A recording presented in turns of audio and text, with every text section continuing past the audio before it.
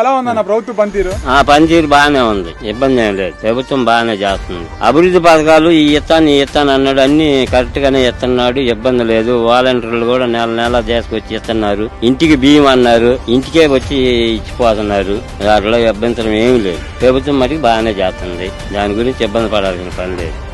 ఏ ప్రభుత్వంలో వచ్చినా ఇంతవాటికి ఇంత మాత్రం చేసిన వాళ్ళు లేరు. ఈ ప్రభుత్వం మటుకు బాగానే చేస్తుంది, ఇబ్బంది ఏం లేదు.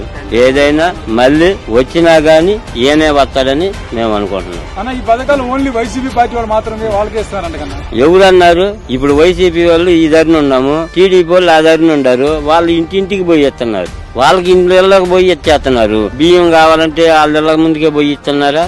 అమ్మ ఒడి గాని ఏదైనా గాని వచ్చి తీసుకొని వెళ్తున్నారా? వాళ్ళకి బలం చేస్తాను. ఇప్పుడు అందరికి పడుతుంది. అందరు ప్రతి ఒక్కరు అభివృద్ధిగా తీసుకుంటానే ఉండాలి. ఈ రాని అన్నోళ్ళు మాకు రాలేదయ్యా అన్నోళ్ళు లేదు.